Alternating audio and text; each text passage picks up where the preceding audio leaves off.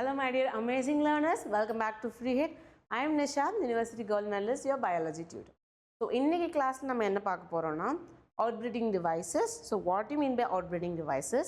அதுக்கு பிளான்ட் என்னென்ன மெக்கானிசம் மூலமா அதை அடாப்ட் பண்ணுது, தென் ஆர்டிஃபிஷியல் ஹைபிரிடைசேஷன்னா என்ன, அதை எப்படி அக்கம்ப்ளனிஷ் பண்ணுறாங்க, தென் போலன் பிஸ்டல் இன்ட்ராக்ஷன்னா என்ன, பிளான்ட்டில் அந்த லைக் இது வந்து ஒரு கெமிக்கல் டயலாக்னு சொல்லுவாங்க, அது எப்படி பிளான்ட்டில் நடக்குது, not in a deeper sense but எப்படி நடக்குது, இந்த மாதிரி விஷயங்கள் எல்லாமே இன்றைக்கி வீடியோவில் கவர் பண்ண போகிறோம். Okay, very simple easy. அப்படி நான் நடத்த படிச்சிட்டிங்கன்னா ரிவிஷன் பண்ணும்போது ரொம்பவே ஈஸியாக இருக்கும். Okay, so before getting into the slide let's have kind of quick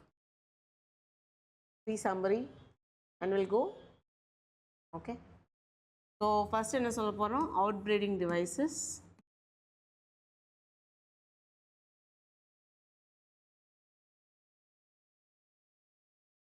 What do you mean by outbreeding devices? Outbreeding device ஓட main aim என்னன்னா self fertilization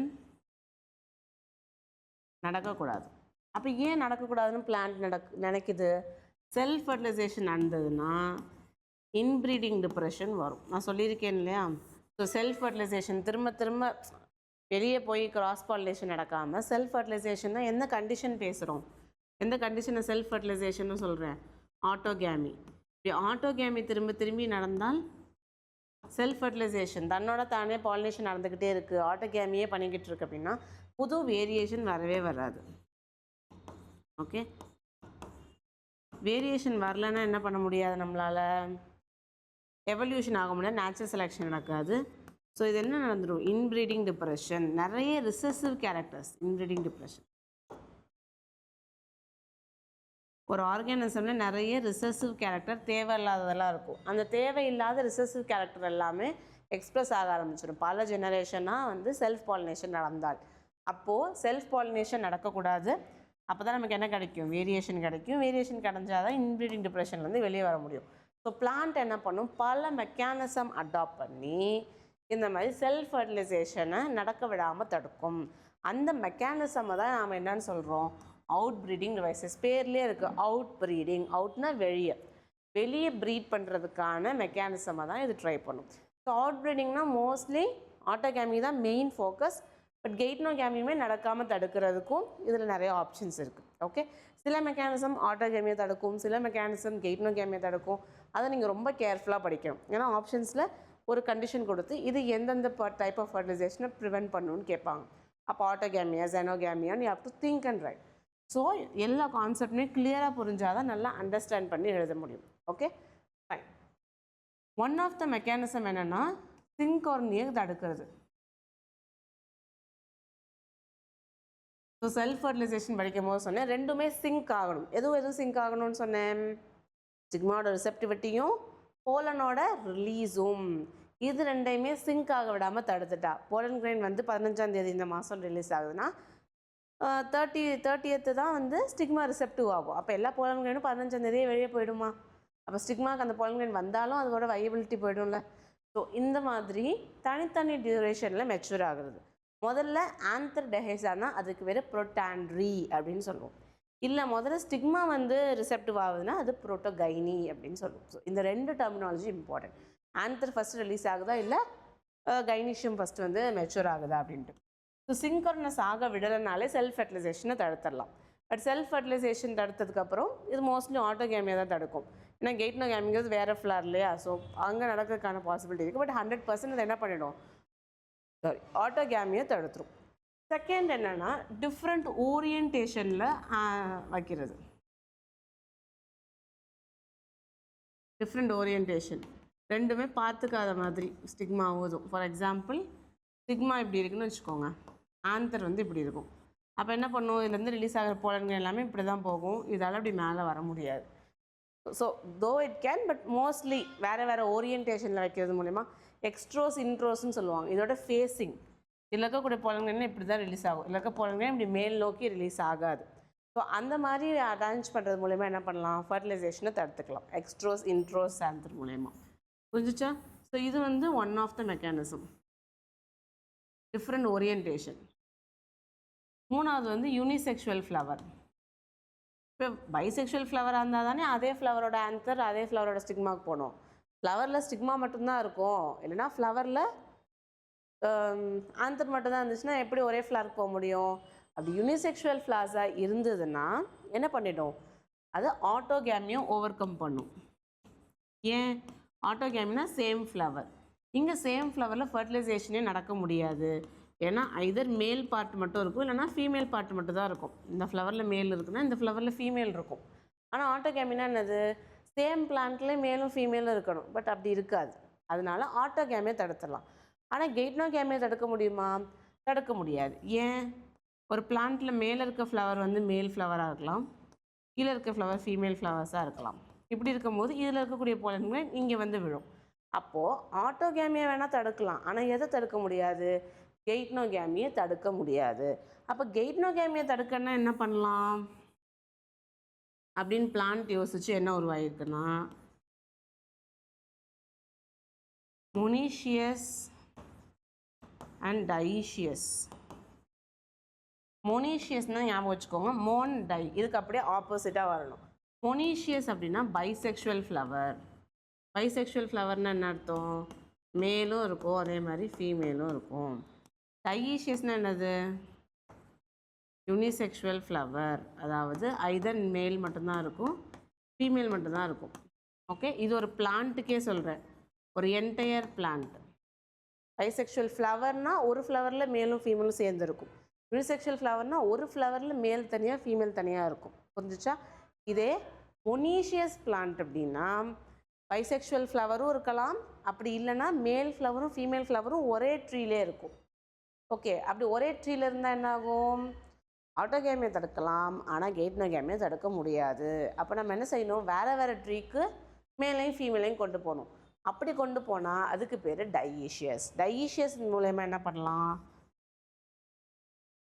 ஆட்டோகேமியும் தடுக்கலாம், ஆஸ் வெல் அஸ் கெய்ட்டனோகேமியும் தடுக்கலாம். ஆனால் மேலே என்ன பண்ண முடியாது? மொனீஷியஸில்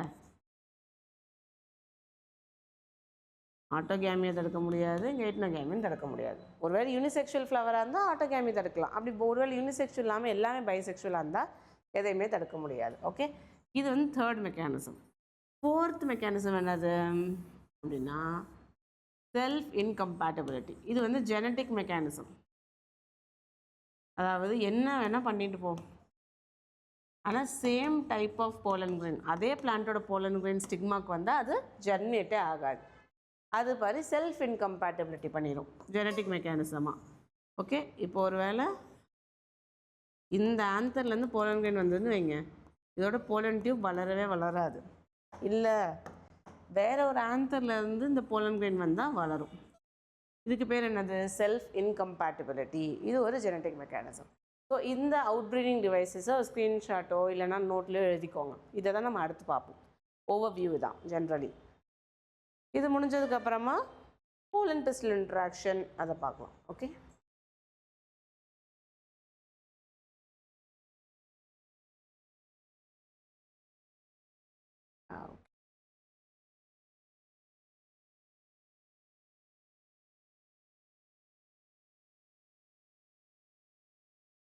green. Okay, yes. So outbreeding devices, continued self pollination எதை ரிசல்ட் பண்ணும்? Inbreeding depression. இன்ப்ரீடிங் டிப்ரெஷன் என்னது?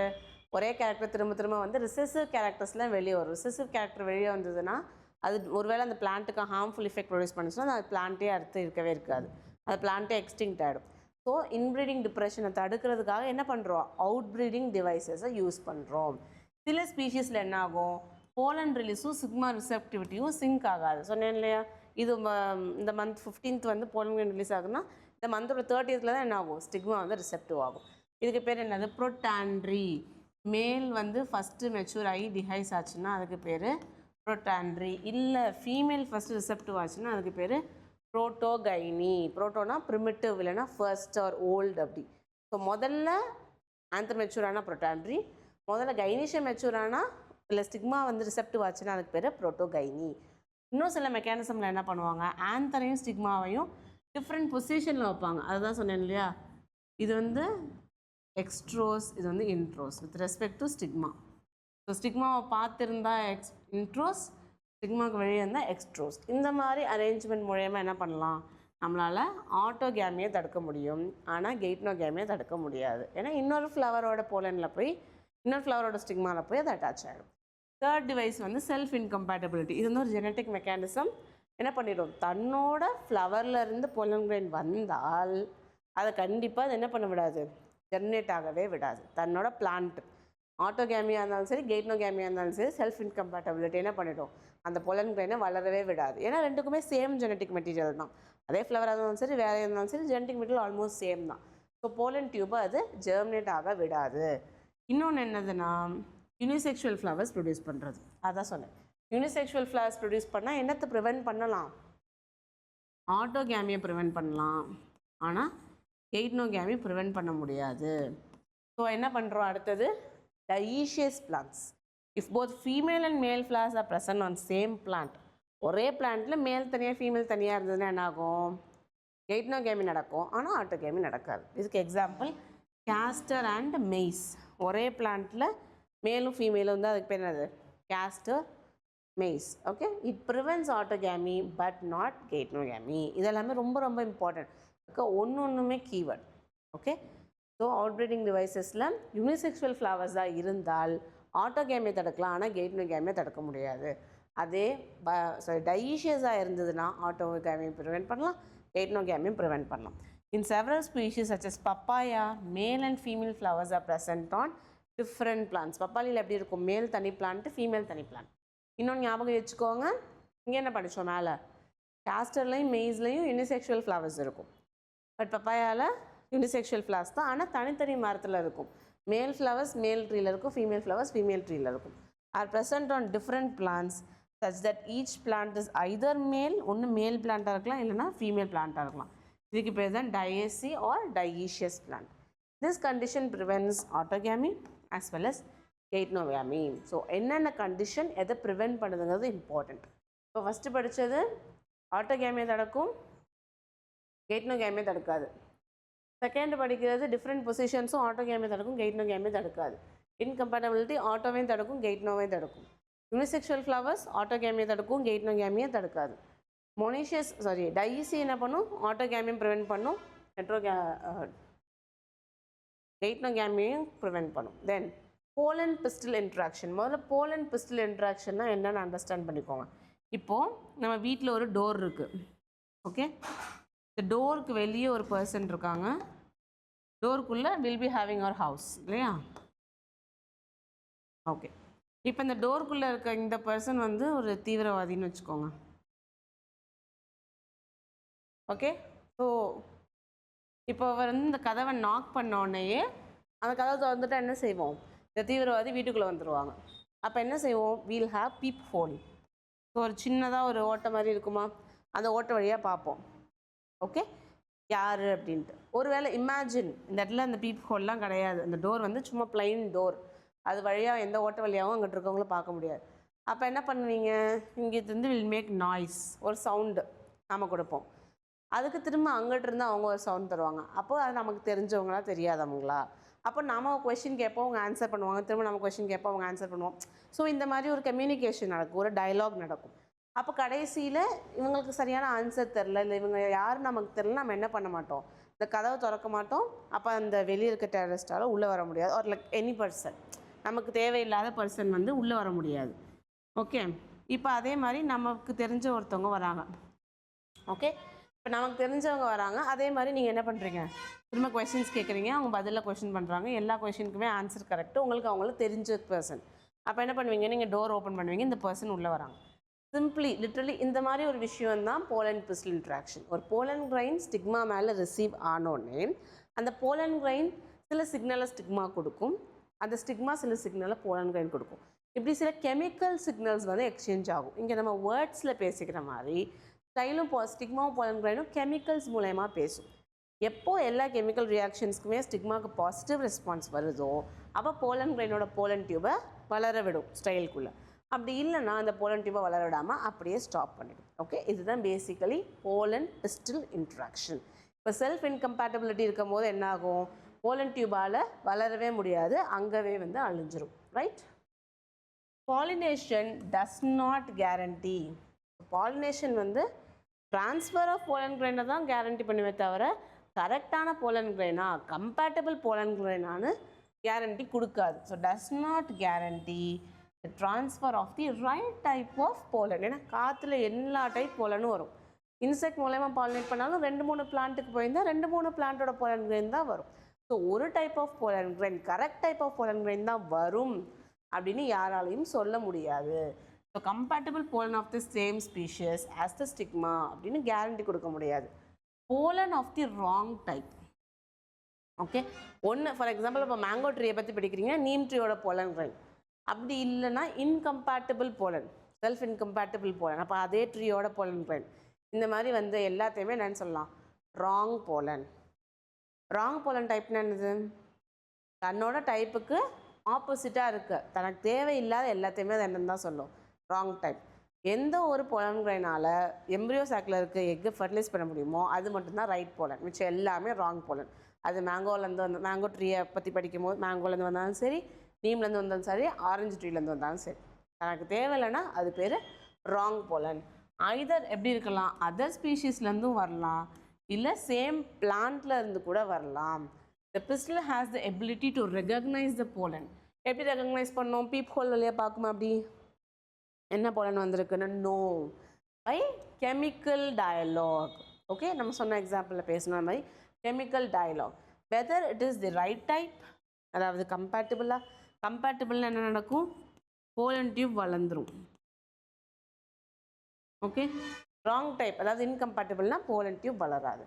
It is of the right type, the pollen accepts the pollen, the pistil accepts the pollen and promotes the post-pollination event. Post-pollination eventனா pollen tube வளர்ந்து உள்ளே போயிட்டு fertilisation பண்ணுறது. இது post-pollination event which leads to fertilization. Okay, pollen tube வளரணும், pollen tube வளர்ந்ததுக்கப்புறமா gametes எல்லாமே transport பண்ணணும். Right, growth of pollen tube, transport of male gametes, அதுக்கப்புறமா ஃபர்டிலைசேஷன். இதை தான் போஸ்ட் பாலினேஷன் ஈவெண்ட்னு சொல்லுவாங்க. இதே ராங்காக இருந்தால் போலன் டியூபே வளராது, அங்கேயே அந்த ஸ்டோரிக்கு ஒரு full stop. Okay, now look, இது வந்து on the surface you can see 1 2 3 4 5 6 pollen grain. இப்போ இந்த 6 pollen grainல ஒரு 2 pollen grain ஜெர்மினேட் ஆகவே இல்லை. ஓகே, அதை வந்து அப்போ இனிஷியலாக இருக்க கொஞ்சம் கெமிக்கல் சிக்னல்லையே என்ன ஆயிடுச்சு, ஸ்டிக்மா கண்டுபிடிச்சிருச்சு இது வந்து நமக்கு தேவையில்லாத போலன்னு. பட் இதெல்லாம் கொஞ்சம் மேபி சிமிலர் ஸ்பீஷீஸில் இருக்கனால மேபி நமக்கு தேவையான போலனாக இருக்குமோன்னு நினச்சி கொஞ்சம் க்ரோ ஆகிருக்கு. 3யும் அதே மாதிரி தான். பட் கொஞ்ச நாளுக்கு அப்புறம் இது நம்ம போலன் இல்லைன்னு கண்டுபிடிச்சோன்னா அதோட க்ரோத்தை அப்படியே ஸ்டாப் பண்ணிவிட்டு ஒரே ஒரு போலன் டியூப் மட்டும் தான் அதை என்ன பண்ணுது, வளர விடுது. அதே மாதிரி நான் என்ன சொல்லியிருக்கேன், ஏசி எம்எஸ்சி. எம்எஸ்சின்னா என்னது, மைக்ரோபைல். மோஸ்ட்லி மைக்ரோபைல் வழியாக தான் யார் போவா, போலன் டியூப் போவா. அதே மாதிரி சலாசோகேமி இது பேர் போரோகேமி, சலாசோகேமி, அதேமாதிரி இன்டெகுமெண்ட் வழியாகவும் போகும், அதெல்லாமே இருக்குது. பட் நம்ம புக்கில் நமக்கு மைக்ரோபைல் வழியாக போடுறது தான் கொடுத்துருக்காங்க. ஸோ மைக்ரோபைல் வழியாக என்ன பண்ணுவோம், இந்த போலன் டியூப் உள்ளே போகும், இதுக்கு பேர் தான் போரோகேமி. இங்கே வந்தால் என்ன செய்வோம், இது மைக்ரோபைல் 2 சினர்ஜிட்டு 1 எக்ஸல். சினர்ஜிட்டில் இருக்க ஃபிலிஃபார்ம் அப்பரேட்டஸோட ஹெல்ப் மூலயமா மேல் கேமிட் எங்கே போகும், உள்ளே போகும். ஓகே, இப்போதைக்கு என்ன அண்டர்ஸ்டாண்ட் பண்ணணும், 6 போலன் கிரெயினில் எது கம்பேட்டபிளோ அந்த ஒரே ஒரு போலன் டியூப் மட்டும்தான் மைக்ரோபைலில் போய் ரீச் ஆகும். ஸோ மைக்ரோபைலில் ரீச் ஆனதுக்கப்புறமா அதில் இருக்கக்கூடிய மேல் கேமெட்ஸ் ரிலீஸ் ஆகும். கொஞ்சம் ரீகலெக்ட் பண்ணி பார்த்தீங்கன்னா புரியும். நான் முன்னாடி நடத்தும் போது 60% ஆஞ்சியோஸ்பம் 40% ஆஞ்சியோஸ்பம்னு பார்த்தோம். 60% ஆஞ்சியோஸ்பமில் 2 செல்டாகவும் 40%ல் 3 செல்டாகவும் இருக்கும் போலன் கிரெயின். 2 செல்னா என்னது, ஒரு வெஜிடேட்டிவ் செல் ஒரு ஜெனரேட்டிவ் செல். 3 செல்னா 2 ஜெனரேட்டிவ் செல் ஒரு வெஜிடேட்டிவ் செல். இப்போ 3 செல் இருந்தால் பிரச்சனையே இல்லை, இங்கேருந்து pollen grain release ஆனோன்னா 2 male gamete கீழே வந்துடும். இல்லை ஒருவேளை 2 செல்னா இங்கே வர வழியில் தான் இந்த ஒரு வெஜிடேட்டிவ் செல் என்ன ஆகும், ஒரு ஜெனரேட்டிவ் செல் என்ன ஆகும், டிவைட் ஆகி இன்னொரு ஜெனரேட்டிவ் செல் ஆகும். கடைசி அந்த டிப்புக்கிட்ட வரும்போது என்ன ஆகிடும், 2 ஜெனரேட்டிவ் செல்ஸ் வந்து ப்ரெசென்ட் ஆகிருக்கும். 2 ஜெனரேட்டிவ் செல் இருக்கும், அது 2மே போய் ஃபர்டிலைசேஷன் பண்ணிடும். சரிதா, male gamete vegetative nucleus. So அந்த வெஜிடேட்டிவ் செல் தான் அப்படி நீளமாக பெருசாகிட்டு இருக்கும், நியூக்ளியஸ் மட்டும் ஃபாலோ பண்ணிட்டு வரும். அதுக்கப்புறம் ஃபிலிஃபார்ம் apparatusக்குள்ளே போனோன்னே எக்குக்கு போயிடும், இன்னொன்று வந்து சென்ட்ரலுக்கு போகும். புரியுதா? இங்கேருந்து ரிலீஸ் ஆகுது, ஒன்று வந்து இங்கே இருக்க எக்ஸலுக்கு போகுது, இன்னொன்று போலார் நியூக்ளியை நோக்கி போகுது. ஸோ இதுக்கு பேர் தான் டபுள் ஃபர்டிலைசேஷன். 2 மேல் கேமெட் இருக்கும், ஒன்று போய் எக்கோட ஃபர்டிலைசேஷன் ஆகும், இன்னொன்று போய் போலார் நியூக்ளியோட ஃபர்டிலைசேஷன் ஆகும். இதுதான் டபுள் ஃபர்டிலைசேஷன் சொல்லுவோம். கிளியராக இருக்குது அந்த டயக்ராம்? ஓகே.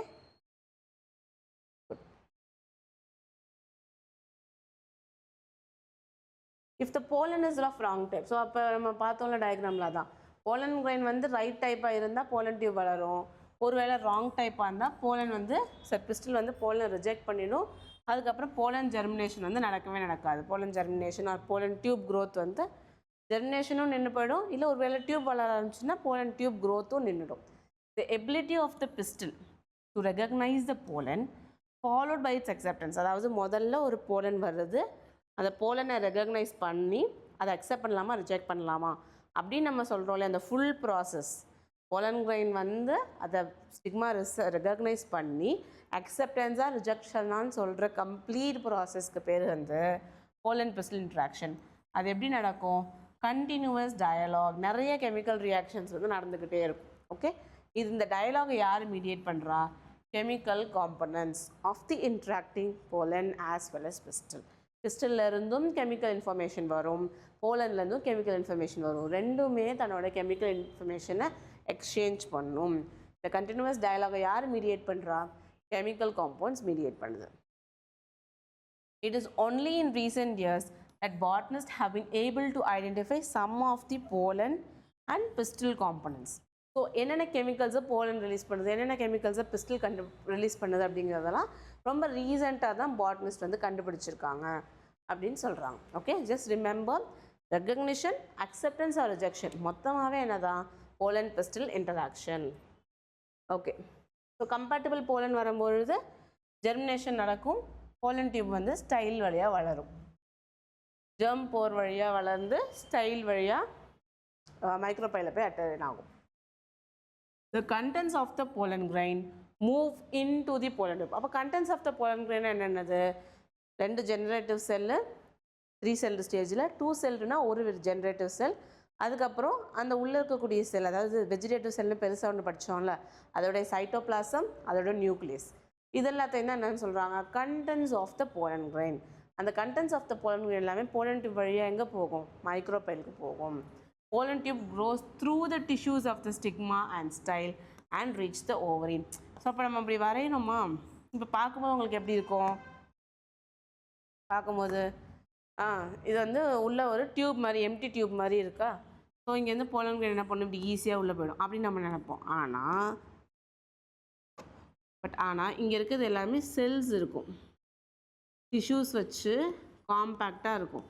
அந்த ஒவ்வொரு செல்லையாக இது என்ன பண்ணும்? தொலைச்சிக்கிட்டு தான் உள்ளே போகும். ஏன்னா அப்போ தானே நம்மளால் ஸ்டாப் பண்ண முடியும். ஹாலோவாக இருந்தால் அது வரைக்கும் வளர்ந்துடும் இல்லையா? ஸோ செல்ஸ் அண்ட் டிஷ்யூஸை வச்சு தான் அதோட க்ரோத்தை ஸ்டாப் பண்ணும்.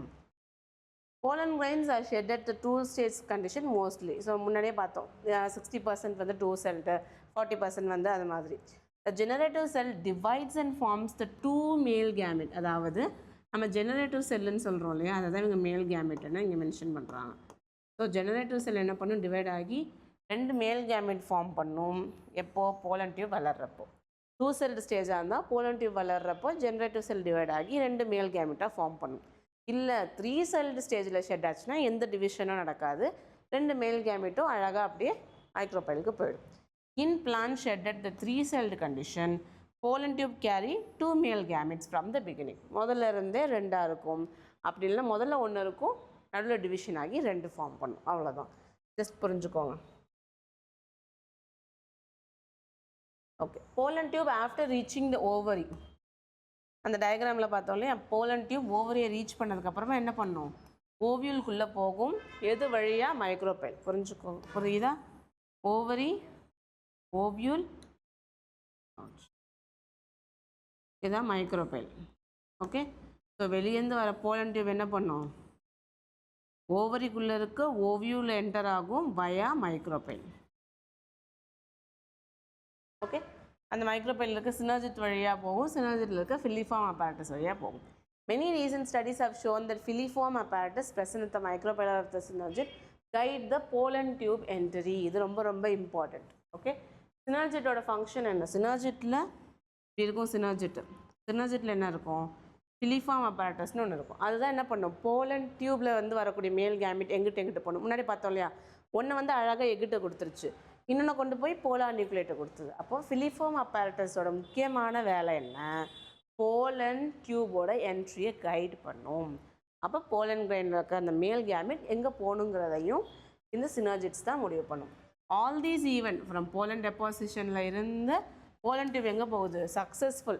அக்செப்ஷனோ ரிஜெக்ஷனோ, ரிஜெக்ஷன்னா அங்கேயே முடிஞ்சிடும், அக்செப்டன்ஸ்னால் மைக்ரோபைலுக்கு போகும். இது எல்லாமே போலன் பிஸ்டல் இன்ட்ராக்ஷன். ஒரு போலன் ஸ்டிக்மாவில் வருது, நிறைய கண்டினியூஸ் கெமிக்கல் டயலாக்ஸ் வருது, ரிஜெக்ஷன் ஆனால் அங்கேயே ஸ்டாப் ஆகிடும், அக்செப்ட் ஆனால் மைக்ரோபைல் போகும். இந்த மொத்த ஈவெண்ட்டையும் என்னன்னு சொல்கிறேன்? Pollen pistil interaction. As point out earlier, pollen pistil interaction dynamic process.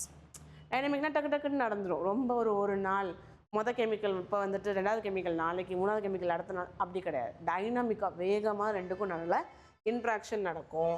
அதுக்கப்புறம் ஐதர் அக்செப்டன்ஸாக இருந்தால் promotion of pollen tube, accept பண்ணிடுச்சு அப்படின்னா போலன் டியூப் வளரும். இல்லை ரிஜெக்ட் பண்ணிடுச்சுன்னா போலன் டியூப் என்ன ஆகிடும்?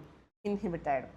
The knowledge gain in this area would help the plant breeder in manipulating pollen pistil interaction even in incompatible pollinations to get desired hybrids. ஹைப்ரிட்னா என்னது? புதுவிதமாக ஒரு பிளான்ட்டையோ புதுவிதமாக ஒரு ஆர்கானிசமோ உருவாக்குறது. அப்போ ஹைப்ரிட் பண்ணும்போது என்ன பண்ணுவோம்? அந்த பிளான்ட்டுக்கு சம்மந்தம் இல்லாத வேறு ஏதாவது ஒரு ஸ்பீஷிஸ் இல்லை வேறு ஏதாவது ஒரு ஜீனஸ் அதோட போலன் கிரைனை கொண்டு வந்து இதோட ஃபர்டிலைசேஷன் பண்ணி ஒரு அவுட்புட் எடுக்கணும்னு நினைப்போம். அப்போ அந்த பிளான்ட் என்ன பண்ணும்? அவுட் ப்ரீடிங் டிவைசஸ் ஆன செல்ஃப் இன்கம்பேட்டபிலிட்டியோ இல்லைனா வேறு ஏதாவது மெக்கானிசம் மூலயமாவும் அந்த போலன் கிரைனை உள்ளே வர விடாமல் தடுக்கும். இப்போ அது என்ன மெக்கானிசமில் தடுக்குதுன்னு தெரிஞ்சுட்டா நாம் என்ன பண்ணலாம்? அந்த மெக்கானிசம் ஓவர் ரைட் பண்ணி நமக்கு என்ன மாதிரி ஹைப்ரிட் வேணுமோ அதை நம்ம உருவாக்கிக்கலாம். அதுதான் இங்கே சொல்கிறாங்க. ஓகே, பிளான்ட் ப்ரீடருக்கு வந்து இந்த மெக்கானிசம் தெரிஞ்சாதான் பிளான்ட் ப்ரீடர் எப்படி நமக்கு தேவையான போலன் கிரைனில் இருக்க மேல் கேமிட்டை அந்த பிளான்ட்டுக்குள்ளே கொண்டு போகலாங்கிறத அவங்களால புரிஞ்சுக்க முடியும். ஒருவேளை அவங்களுக்கு மெக்கானிசம் தெரிலனா போலன் கிரைன் போட்டுக்கிட்டே இருப்பாங்க, அந்த பிளான்ட் ரிஜெக்ட் பண்ணிக்கிட்டே இருக்கும், நமக்கு ஹைப்ரிட் கிடைக்கவே கிடைக்காது. ஓகே, புரிஞ்சுதா? ஓகே, ஒரு போலன் ஜெர்மினேட் ஆகுதா இல்லையான்றதை எப்படி கண்டுபிடிக்கலாம்னா, போலன் கிரைன்ஸ் ஒரு பிளான்ட்லேருந்து கலெக்ட் பண்ணணும். 10% சுகர் சொல்யூஷன், இது வந்து எக்ஸாமில் கேட்டிருக்காங்க, நீட் எக்ஸாமில். Okay, 10% sugar, mostly sucrose use பண்ணுவாங்க, பட் காமனாக சுகர் சொல்யூஷன். 10% சுகர் சொல்யூஷனில் போலன் கிரைனை போட்டுட்டிங்கன்னா அந்த போலன் கிரைன் ஜெர்மினேட் ஆக ஆரம்பிச்சிடும். ஜெர்மினேட்னா என்னது?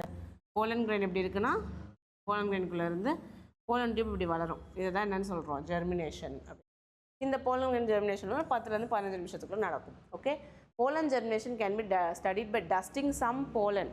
ஸோ ஃப்ளவர்ஸ்லேருந்து எடுக்கிற போலன் கிரைனை நீங்கள் அப்படியே அது சின்ன தூசி மாதிரி இருக்கிறனால டஸ்ட்டுன்னு சொல்கிறாங்க. டஸ்ட் பண்ணி விட்டுட்டு ஒரு 10% சுகர் சொல்யூஷனில் போட்டோம்னா 10 to 30 மினிட்ஸ்க்குள்ளே என்ன வளர்ந்துடும்? போலன் டியூப் வளரும். இது என்ன பவர் மைக்ரோஸ்கோப்பில் பார்ப்பாங்க? Mostly low power microscope, low power. Okay, so low power lens of the மைக்ரோஸ்கோப்பில் பார்க்கும்போது இந்த போலன் டியூப் க்ரோத் வந்து நமக்கு தெரியும். ஸோ இதில் என்ன ஞாபகம் வச்சுக்கணும்? 10% சுகர் சொல்யூஷன் லோ பவர் மைக்ரோஸ்கோப்பில் பார்த்தா போலன் டியூபோட க்ரோத் நம்மளால் பார்க்க முடியும் அப்படின்னு சொல்கிறாங்க. அவ்வளோதான்.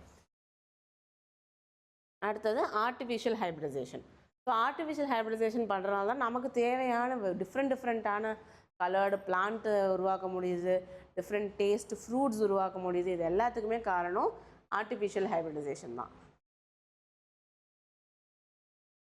The breeder is interested in crossing different species.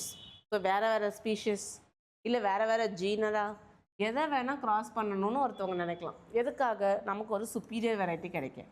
For example, ஒரு ஸ்பீஷிஸ் வந்து நல்ல பெரிய ஃப்ரூட் கொடுக்கலாம், ஒரு ஸ்பீஷிஸ் நல்லா டேஸ்டான ஃப்ரூட் கொடுக்கலாம், ஒரு ஸ்பீஷிஸ் வந்து ஷேப் வந்து அழகாக இருக்கலாம்.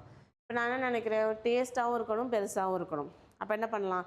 இதோட போலன் கிரைன்ஸ் எடுத்துகிட்டு இந்த பெருசாக இருக்கக்கூடிய போலன் கிரைன் பெருசாக இருக்கக்கூடிய ஸ்டிக்மாவில் வந்து ஐ கேன் டஸ்ட். அப்படி பண்ணும்போது என்ன ஆகும்? வரக்கூடிய ஹைப்ரிட்டில் ஃப்ரூட்டும் பெருசாக இருக்கும், நல்ல டேஸ்ட்டாகவும் இருக்கும். கரெக்டாக? ஸோ இந்த மாதிரி 2 ஸ்பீஷீஸையோ 2 ஜெனராவையோ கம்பைன் பண்ணி ஒரு புது ஆர்கானிசம் உருவாக்கணும் அப்படிங்கிறது தான் ஆர்டிஃபிஷியல் ஹைப்ரிடைசேஷனோட main aim. So artificial hybridization எதோட ஒரு இம்பார்ட்டன்ட் காம்பனன்ட்னா crop improvement programme. So crop இம்ப்ரூவ்மெண்ட்னா என்னது, எதுக்காக கிராப் இம்ப்ரூவ்மெண்ட் பண்ணுவாங்கன்னா ஈல்டு. ஓகே, ஒரு ஹெக்டேர் லேண்டில் இருந்து உங்களுக்கு இவ்வளோ வருது, ஒரு எக்ஸ் காம்பவுண்ட் வருதுன்னா நீங்கள் ஆர்டிஃபிஷியல் ஹைப்ரிடைசேஷன் மூலமா அந்த ஹைப்ரிட் யூஸ் பண்ணால் எக்ஸ் இன்ட்டு 10 மடங்கு உங்களுக்கு ப்ராஃபிட் கிடைக்கும்னா அப்போ நீங்கள் அதை ப்ரிஃபர் பண்ணுவீங்க தானே. அந்த மாதிரி ஈல்டு அதிகரிக்கிறதுக்காக ஆர்டிஃபிஷியல் ஹைப்ரிடைசேஷன் பண்ணுவாங்க. அதுக்கப்புறம் டிசீஸ் ரெசிஸ்டன்ட்னா இந்த பூச்சி தாக்கி செடியெல்லாம் அழிஞ்சு போகுது இல்லையா, அந்த மாதிரி பூச்சி தாக்குதலேருந்து காப்பாற்றுறது. ஸோ அது மாதிரி டிசீஸ் ரெசிஸ்டன்ட். ஸ்ட்ரெஸ் ரெசிஸ்டன்ட், ஸ்ட்ரெஸ்ஸுன்னு அதிகமான உப்புத்தன்மை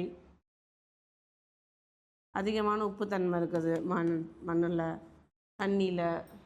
ஓகே, அதே மாதிரி ஹீட்டு ரொம்ப அதிகமாக இருக்கிறது, வாட்டர் ஸ்ட்ரெஸ், இது எல்லாத்தையுமே தாங்கிக்கிற மாதிரி நமக்கு ஒரு பிளான்ட் வேணும் அப்படின்னாலும் ஆர்டிஃபிஷியல் ஹைப்ரிடைசேஷனை நம்ம ப்ரிஃபர் பண்ணலாம். In such crossing experiment, it is important to make sure that only the desired pollen. So இவ்வளோ எக்ஸ்பெரிமெண்ட் பண்ணுறப்போ எனக்கு தேவையான pollen grain மட்டும்தான் என்ன பண்ணணும், ஸ்டிக்மாவை ரீச் பண்ணணும். இல்லை வேறு ஏதாவது ஒரு pollen grain வந்துட்டா என்னோட மொத்த எக்ஸ்பெரிமெண்ட்டோ இல்லை மொத்த பிளான்ட்டுமே ஃபெயிலியர் ஆகிடும். ஸோ எனக்கு வேணுங்கிற போலன் மட்டும்தான் அந்த ஸ்டிக்மா மேலே இருக்கணும், வேறு pollen grain படக்கூடாது. ஏன்னா இப்போது அந்த பிளான்ட்டுக்கு நேச்சுரல் சாய்ஸ் ஒன்று இருக்கும் கரெக்டாக. அந்த நேச்சுரல் சாய்ஸ் நடந்துருச்சுன்னா எனக்கு வேணுங்கிற மாதிரி ஹைப்ரிட் கிடைக்காது. இப்போ அதே பிளான்ட்டோட போலனோ இல்லை வேற ஒரு ஃப்ளவர்லேருந்து வரக்கூடிய போலனோ வந்துச்சாலும் அந்த பிளான்ட் வந்து அந்த pollen grain வளர விடும். ஆனால் அப்படி வளர்ந்துருச்சுன்னா எனக்கு ஹைப்ரிட் கிடைக்காது. ஸோ நான் என்ன பண்ணுறேன், வேறு எந்த pollen grainமே வரக்கூடாது.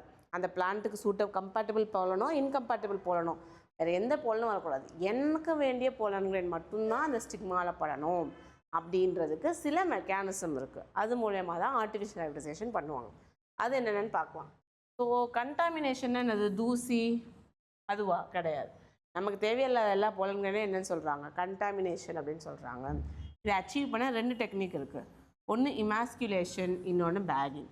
ஸோ இமாஸ்குலேஷன்னா மேல் காம்பனண்ட், அதாவது ஆந்தரை ரிமூவ் பண்ணுறது.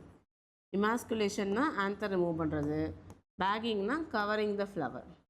ஒரு பேக் போட்டு ஃப்ளவரை கவர் பண்ணுறோம். அப்போ என்ன ஆகாது, ஒரு எக்ஸாம்பிளுக்கு இதை வச்சுக்கோங்க. ஃப்ளவர் எப்படி இருக்குன்னா இதை மேலே வந்து நான் ஒரு பேக் போட்டேன்னா வெளியேருந்து எந்த pollen grainனாலையும் என்ன செய்ய முடியாது, அந்த பேக்குள்ளே போக முடியாது. ஸோ இதுதான் காமன் மெக்கானிசம். இமாஸ்குலேஷன் அப்படிங்கிறது என்னது, இப்போ ஒரு பிளான்ட் வந்து பைசெக்ஷுவல் ஃப்ளவராக இருக்குன்னு வச்சுக்கோங்க.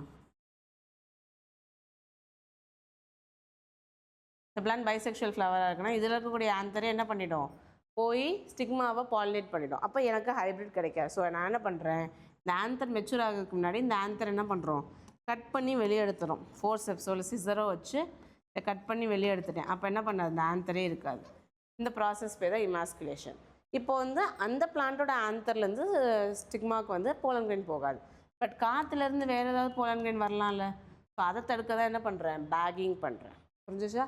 ஸோ செல்ஃப் பாலினேஷனை தடுக்கிறதுக்காக இமாஸ்குலேஷன் பண்ணுறோம். இது வந்து மெச்சூர் ஆகிறதுக்கு முன்னாடியே, ஆந்தர் மெச்சூர் ஆகிறதுக்கு முன்னாடியே இமாஸ்குலேட் பண்ணிடணும்.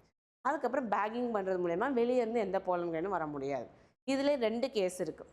இப்போ இது பைசெக்ஷுவல் ஃப்ளவராக இருந்தால் தான் அதில் ஆந்தரும் இருக்கும் அஸ் வெல் ஸ்டிக்மாவும் இருக்கும், ஆந்தரை கட் பண்ணும்.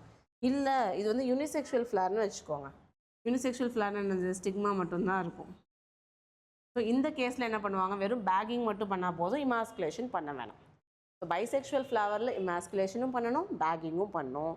யூனிசெக்ஷுவல் ஃப்ளவரில் பேகிங் மட்டும் பண்ணால் போதும், இமாஸ்குலேஷன் பண்ண தேவையில்லை. ஏன்னா இங்கே மேல் காம்பனண்ட்டே கிடையாது. ஃபீமேல் ஃப்ளவரை மட்டும் ஜஸ்ட்டு பேக் போட்டு கவர் பண்ணிட்டோம்னா நமக்கு ஆர்டிஃபிஷியல் ஹைப்ரிடைசேஷன் சக்ஸஸ்ஃபுல்லாக நடந்துடும். If the female parent bears bisexual flowers, removal of anther from the flower bud before the anther dehisces. Okay, anther dehisce ஆகிறதுக்கு முன்னாடி எடுத்துடணும். அப்போ தான் நமக்கு சக்ஸஸ்ஃபுல் ஃபர்டிலைசேஷன் நடக்கும். பேகிங்னா என்னது, இமாஸ்குலேட்டட் பேக் அந்த ஃப்ளவரையோ இல்லை யூனிசெக்ஷுவல் ஃபீமேல் ஃப்ளவரையோ ஒரு பட்டர் பேப்பருக்கு கவர் வச்சு போடுவோம். ஏன் பட்டர் பேப்பருக்கு கவர், மோஸ்ட்லி பட்டர் பேப்பர் எங்கே யூஸ் பண்ணுவோம், குக்கிங்கில் இந்த கேக் பேக்கிங் எங்கே யூஸ் பண்ணுவோம். எதுக்காக, ஒட்டாமல் வரணும்னு. ஸோ pollen grain வந்து நீங்கள் கொடுக்கக்கூடிய அந்த பேக்கில் போய் ஒட்டிக்கக்கூடாது. pollen grain ஸ்டிக்மாவில் மட்டும்தான் ஒட்டணும். ஸோ அதுக்காக தான் இந்த மாதிரி நான் ஸ்டிக்கி பேப்பர்ஸ் யூஸ் பண்ணுவாங்க. ஸோ அதில் காமனாக பட்டர் பேப்பர் யூஸ் பண்ணுறோம். Okay, emasculated flowers have to be covered with a bag of suitable size. ஃப்ளவருக்கு ஏற்ற சைஸ், ஃப்ளவரை ரொம்ப நசுக்கிடாமல் கொஞ்சம் ஆப்டான சைஸில் போடணும். அது மோஸ்ட்லி பட்டர் பேப்பரால் தான் மேடப் ஆஃப் ஆகிருக்கும். எதுக்கான ஸ்டிக் ஆகக்கூடாது. மெயின் பர்பஸ் வந்து கண்டாமினேஷனை தடுக்கிறதுக்காக. ஸோ வேறு ஃப்ளவரோட போலன் கிரெயின் வந்து இந்த ஸ்டிக்மா மேலே படக்கூடாது. எனக்கு தேவையான போலன் கிரெயின் மட்டும்தான் படணும். இந்த stigma of the bag flower attains receptivity. So எப்போ ரிசெப்டிவிட்டி வருதோ அப்போ என்ன பண்ணலாம், அந்த பேக்கை ஓப்பன் பண்ணிவிட்டு எனக்கு தேவையான போலன் கிரெயினை போட்டுட்டு திரும்ப ரீபேக் பண்ணிடலாம். புரிஞ்சிச்சா? ஸோ ஒரு ஃப்ளவர் இம்மெச்சூராக இருக்கும் போதே அதோட ஆந்தர் கட் பண்ணிவிட்டு பேக்கிங் பண்ணி வச்சுருவோம். அப்போ தான் வேறு போலன் கிரெயின் வராது. எப்போ ஸ்டிக்மா ரிசெப்டிவ் ஆகுதோ அப்போ அதை ஓப்பன் பண்ணிவிட்டு வெளியே இருந்து என்ன பண்ணலாம், போலன் கிரெயினை போட்டுட்டு திரும்ப பேக் பண்ணிடணும். அதுக்கு வந்து ரீபேக்கிங்னு பேர். ஓகே, அப்போ தான் என்ன செய்யலாம், நமக்கு தேவையான போலன் கிரெயின் போகும், வெளியே இருக்க எந்த போலன் கிரெயினும் வராது. Mature pollen grains collected from the anther of the male parent, dusted on the stigma, and the flowers are re-bagged and the fruits are allowed to develop. Okay, அந்த பேக்குக்குள்ளவே தான் fruits வந்து develop ஆகும். If the female plant produce unisexual flowers நம்ம என்ன பண்ண வேணாம், emasculation பண்ண வேணாம், ஜஸ்ட் பேக்கிங் மட்டும் பண்ணிக்கலாம். எப்போ ஸ்டிக்மா ரிசெப்டிவ் ஆகுதோ அப்போ பேக் ரிமூவ் பண்ணிட்டு போலன் கிரெயின் ஆட் பண்ணிவிட்டு திரும்ப ரீபேக்கிங் பண்ணிடலாம். Okay, when the stigma becomes receptive, pollination is carried out using the desired pollen and the flower வந்து என்ன பண்ணுறோம், ரீபேக் பண்ணுறோம். ஸோ இந்த கான்செப்ட் எல்லாம் ரொம்ப ரொம்ப இம்பார்ட்டன்ட். அவுட்பிரீடிங் டிவைசஸில் வந்து ஆட்டோகேமி, தெனோகேமி, கைட்னோகேமியை வந்து எப்படி ப்ரிவென்ட் பண்ணுறது, என்ன மெக்கானிசம் மூலயமா ப்ரிவென்ட் பண்ணுறதுங்கிறது ரொம்ப இம்பார்ட்டன்ட். அதை நல்லா படிச்சுக்கணும். அதுக்கப்புறம் ஒவ்வொரு மெக்கானிசமும் எதை ப்ரிவென்ட் பண்ணுது ஸ்பெசிஃபிக்காக. செகண்ட் வந்து ஆர்டிஃபிஷியல் ஹைப்ரிடைசேஷன், பேக்கிங் என்ன, இமாஸ்குலேஷன் என்ன. யூனிசெக்ஷுவல் ஃப்ளவர்ஸ்க்கு பேக்கிங் பண்ண மாட்டோம், யூனிசெக்ஷுவல் ஃப்ளவர்ஸ்க்கு இமாஸ்குலேஷன் பண்ண மாட்டோம், பேக்கிங் பண்ணுவோம். பைசெக்ஷுவலில் பேக்கிங்கும் பண்ணுவோம், இமாஸ்குலேஷனும் பண்ணுவோம். எந்த ஸ்டேஜில் பேக்கிங் பண்ணணும், எந்த ஸ்டேஜில் இமாஸ்குலேஷன் பண்ணணும், எந்த ஸ்டேஜில் ரீபேக்கிங் பண்ணணும், இது எல்லாமே ரொம்ப ரொம்ப இம்பார்ட்டன்ட். ஓகே, ஸோ இதை மட்டும் ஒரு சின்ன சம்மரியாக சொல்லிடுறேன். அதோட இன்றைக்கி கிளாஸ் க்ளோஸ் பண்ணிக்கலாம். ஓகே,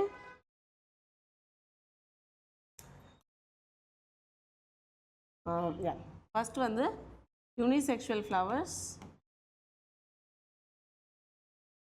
அதுக்கப்புறம் பைசெக்ஷுவல் ஃப்ளவர்ஸ்,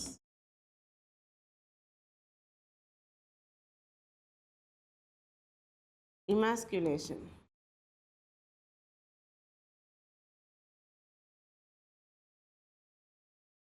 யூனிசெக்ஷுவல் ஃப்ளவர்ஸில் வந்து ஃபீமேல் ஃப்ளவர்ஸை பற்றி மட்டும்தான் பேசுகிறோம், மேல் ஃப்ளவர்ஸ் பற்றி பேசலை. பைசெக்ஷுவல்னால் மேலும் ஃபீமேலும் எப்போவுமே சேர்ந்து தான் இருக்கும், அந்த மாதிரி ஃப்ளவர்ஸ். இமாஸ்குலேஷன் யூனிசெக்ஷுவல் ஃப்ளவர்ஸ்க்கு தேவையில்லை, பைசெக்ஷுவல் ஃப்ளவர்ஸ்க்கு மட்டும்தான் தேவை.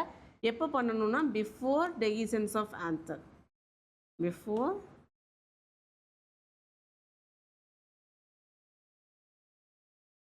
Before anther dehiscence. ஓகே, அதுக்கப்புறம் பேக்கிங் எப்போ பண்ணணும், பேக்கிங் யூனிசெக்ஷுவல் ஃப்ளவருக்கும் தேவை, பைசெக்ஷுவல் ஃப்ளவருக்கும் தேவை. யூனிசெக்ஷுவல் ஃப்ளவரில் எப்போ பண்ணுவாங்கன்னா ஃப்ளவர் பட்டாக இருக்கும் போதே பண்ணிடலாம். Okay, bisexual ஃப்ளவரில் emasculation, after emasculation, immediately emasculation முடிஞ்ச உடனேவே என்ன பண்ணிடணும், பேக்கிங் பண்ணிடணும்.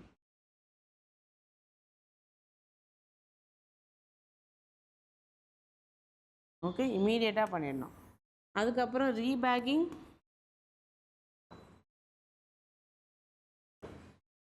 யூனிசெக்ஷுவல் ஃப்ளவருக்கும் ரீபேக்கிங் தேவை, பைசெக்ஷுவலுக்கும் ரீபேக்கிங் தேவை. எப்போ, ஆஃப்டர் ஸ்டிக்மா ரிசெப்டிவ்